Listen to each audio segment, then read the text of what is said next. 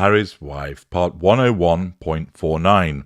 She can't win in the United Kingdom. Well, after having been frozen out, or in the process of being frozen out from Hollywood, and of course the United Kingdom is not best pleased, to put it mildly, with Harry's wife's behaviour, what does KQED, whatever that is, have to tell us about this? Well, an article by Ray Alexandra leads with the title, Harry's Wife Can't Win in the United Kingdom, and this week proved it. The United Kingdom found itself at a standstill through most of Monday as Queen Elizabeth II's funeral took place at Westminster Abbey in London. And there was a lot of hullabaloo surrounding the event that won't make a lot of sense to Americans. These include the public standing in a 10-mile line for up to 24 hours just to spend mere seconds next to the Queen's coffin lying in state. Actually, I think a lot of Americans understand the concept of respect, and that this article, suggesting that they wouldn't grasp this concept, is both insulting to Americans and also to those individuals, mainly Brits, but there were people from other nationalities also, that did stand in that long line. The article continues that apparently these other things won't make sense to you Americans that are listening. Hospitals cancelling many non-urgent procedures, including caesarean sections, because of the funeral. Therapists, notoriously difficult to access within the UK's public health system, postponing desperately awaited appointments for weeks at a time. The adoration granted to one of the Queen's ponies because, according to The Sun, she lifted her leg as if in an attempt to curtsy as the Queen's cortege passed. Last week Tonight with John Oliver being censored on UK television for sarcastically referring to Elizabeth's passing as a shocking death of a 96-year-old woman from natural causes. Television channels foregoing the broadcast of commercials on Monday in favour of a silent black screen. I actually think many Americans would understand many of these things because they're about respect.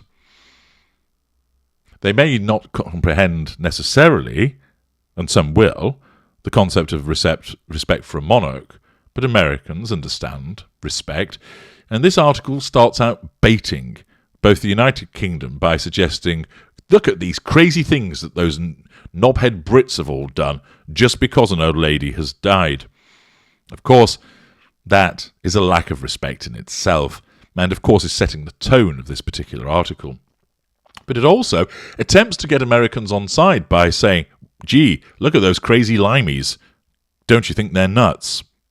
But by actually insulting Americans by suggesting they don't understand the meaning of respect. Perhaps in the comments section, our transatlantic cousins will perhaps explain that they fully understand the nature of respect and why those things happened. The article continues. One of the most confounding aspects, however, is the way Harry's wife has been put under a microscope by the press and public all week, despite not putting a foot wrong. Well, that's a matter of opinion, of course. She's put under a microscope because she courts controversy and attention. She's put under a microscope because she's pissed off the press with her lies and deceit, and labelling them by saying that they refer to her children, by reference to the N-word, a patent lie. The scrutiny is especially astounding when one considers how quietly Prince Andrew has been reintegrated into royal procedures. He hasn't. In case you need a refresher, Harry's wife's controversies include speaking out about racism within the royal ranks, which was a lie, suing a prominent British newspaper for invasion of privacy and winning, and moving back to America with her husband for the sake of her mental health. The story that she's told, which of course you all know, was her retreating because she wasn't able to influence a centuries-old institution to the extent that her narcissism required, and thus it forced her into the third assertion of control, withdrawal.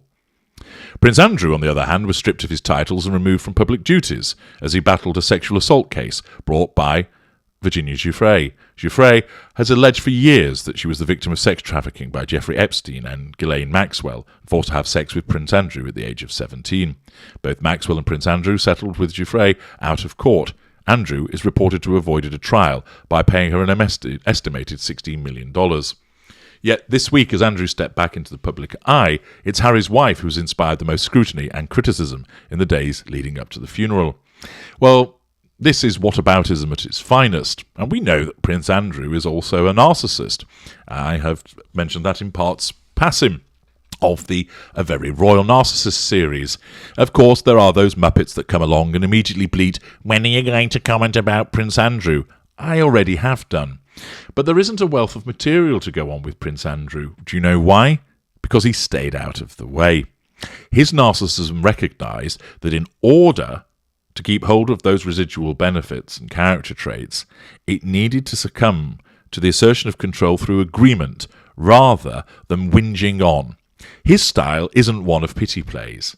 His style of narcissism is one where he's direct, in your face, gruff, arrogant, an affable arsehole, if you will. He's always been known as that bombastic character. However, he doesn't deal in pity plays. He doesn't deal in facade management. Instead, what has happened is that he keeps a low profile because his narcissism has guided that he do that. Thus, there's very little to keep writing about. He doesn't keep popping up taking potshots at his own family. He doesn't keep popping up trying to pretend that he's something that he's not. He doesn't pop up keep telling lies. This article, of course, completely fails to understand all of this. The article continues. For much of the UK media, coverage has been primarily concerned with presenting the remaining royal family members as putting on a united front out of respect for the Queen. This means that both television and print media has actively avoided discussing Prince Andrew's legal and reputational woes.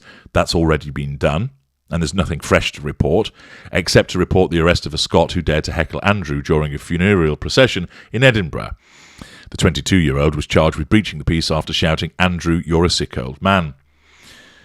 Something more insidious is at play in the tabloids, however. Search the Daily Mail's website for stories about Prince Andrew and general funeral coverage pops up. Conduct the same search for Harry's wife, and alongside that same funeral coverage, a wealth of other articles seek to paint her in a very specific negative light. And again, why? Because Prince Andrew, he is no saint, and he's an arsehole, no doubt about it. But he's a quiet arsehole at the moment, and that's why nothing's being written about him, because what he's done in the past, and he's not being excused for it, he doesn't keep popping up and bringing it up, or doing the same things, or doing similar things, unlike Harry's wife, who keeps making it about her. Prince Andrew doesn't. She does.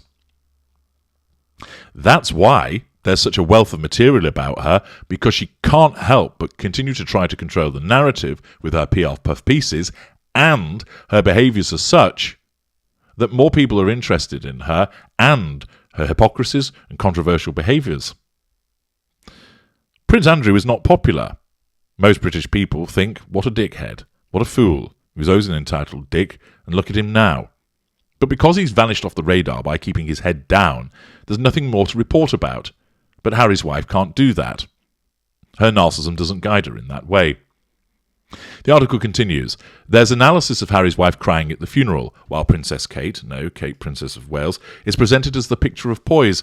There are several stories about Harry's wife and Harry being uninvited to a Buckingham Palace state reception. Worst of all, there is a series of articles bending over backwards to report other people's criticisms of Harry's wife.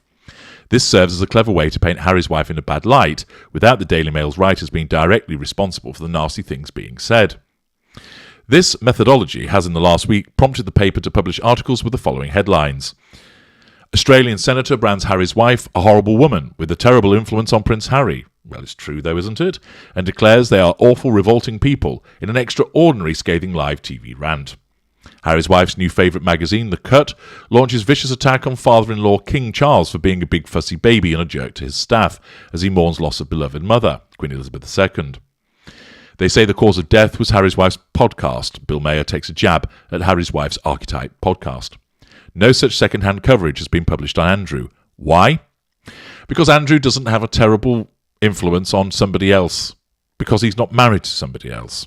Furthermore, he hasn't launched through a vicious attack on his brother, the King Charles III. Furthermore, he doesn't produce podcasts. Whoever has written this, let me go back, Ray Alexandra, get your head out of Harry's wife's ass, drop the propaganda biscuit, and realise that you're comparing, although they're two narcissists, their behaviours are completely different. On Twitter, things for Harry's wife were even worse. While Prince Andrew failed to make it into the top trending topics during his return to the spotlight, #GoHomeHarry'sWife dominated the website on September the 12th. Again, why? Because of her own behaviours. Also, of course, this article seems to omit the abuse that Prince and Princess of Wales have repeatedly received on Twitter. The hashtag started after Harry's wife accompanied Prince Harry, Prince William and Princess Kate to greet mourners in London. Had Harry's wife not accompanied her husband in this task, she would likely have been accused of discarding the feelings of the British public and disrespecting the Queen.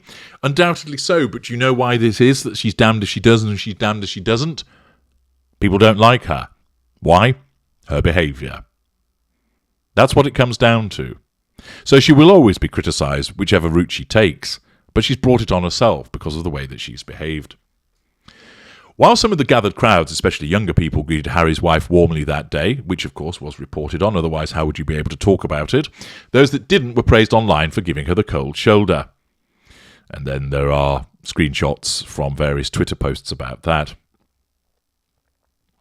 Harry's wife must have known in advance that she would be in a no-win situation as soon as she set foot on British soil, and she has sailed through the scrutiny with as much dignity as any human could possibly muster under the circumstances. Oh, all hail St. Harry's wife of Wokedom.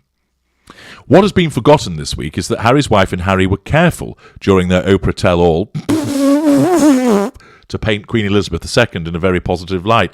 What? By shitting all over members of her family? That was careful. Also forgotten, the fact that they named their daughter after Elizabeth's childhood nickname, character trait acquisition, Lilibet. It matters not.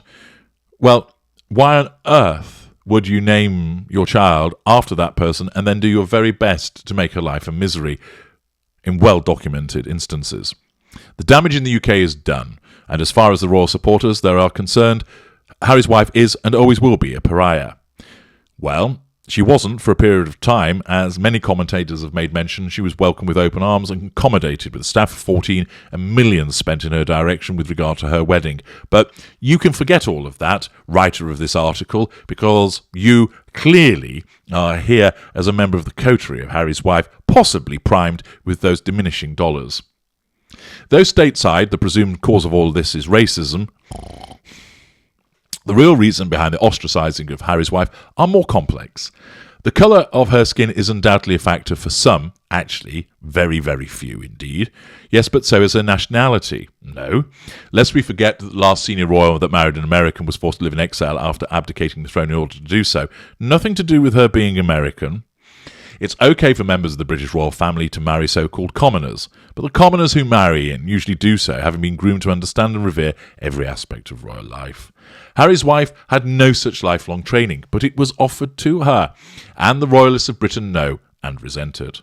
The truth of the matter is that the UK public is willing to live with royal overlords only so long as the people at the top of that hierarchy are willing to keep their mouths shut and play the game. Part of that game, as every woman who's ever married into the Windsor family could tell you, is putting up with bullying from both the press and the public. Middleton, the new Princess of Wales, for example, endured a decade of mockery. So silently withstood that hardship and humiliation, and is now talked about only in the most glowing of terms. She put her time in, and she was rewarded. When Harry's wife was unwilling to put up with such treatment, a hazing of sorts, her fate was sealed. Yes, but the difference is, the Princess of Wales isn't a narcissist, and therefore she put up with the unpleasant behaviours, soldiers on, and, as this article points out, got her reward. With Harry's wife, her narcissism wouldn't let her do that. Some narcissists would harness the institution, as I mentioned in parts passim, but for her, she's incapable of doing so, and when she couldn't affect it directly to assert control, she was forced to retreat, disappearing over the ocean, pulling the Prince of Pink Pancakes behind her. This is just another article that's been doled out in an attempt to shore up the reputation of Harry's wife as she continues to kick and scream about her supposed ill treatment over the last few days. I'm H.G. Tudor. Thank you for listening.